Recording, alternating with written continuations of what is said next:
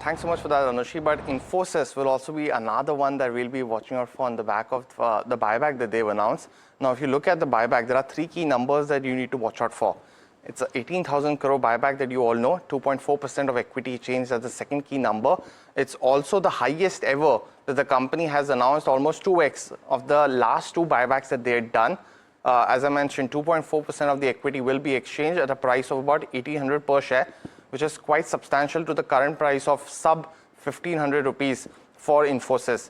Now, the minimum 18 shares will be taken. That means the entitlement ratio is roughly about 18%.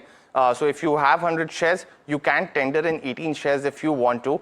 Roughly 15%, which is 2,700 crores, is what is reserved for the retail investors, and acceptance ratio could slightly be below 18%. If there is a lot of interest from retail investors, they would want to have a wider basket that get the benefit of the buyback. So it could be 18% or lower depending on the interest. Now, when you look at the average price and the share price trend over the last 3 years, it's been a disappointing picture to say the least, because from roughly about 1,594 in 2022, it's still somewhere around that range as well, because it's been a tough time for this IT major. When you look at a key table, which is of course of the acceptance ratios between 18 to 50%, this does give you the gross gains that have been in the share price post that.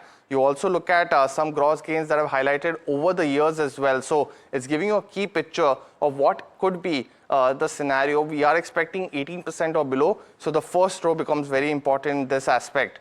But always the key one with buybacks is taxation. So you have seen the burden shift from shift to shareholders from October 1st of 2024, and hence the proceeds received by the shareholder will be treated as a deemed dividend. So this will be the other one that you need to watch out for as well, because it will be applicable on your individual tax bracket as well as tax slab rate. So keep that in mind before giving a perspective of buyback to your shares as well. But let's also get in one more key stock that we'll be focusing on, and that's Tenneco Clean Air India.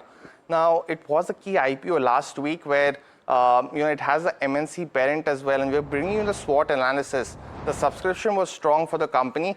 It has market leadership as well, which in the most in most of the subcategories that it offers in the clean air solutions business as well as the advanced tech business. The second key strength is the company's access to global technology of its parent Tenneco Group.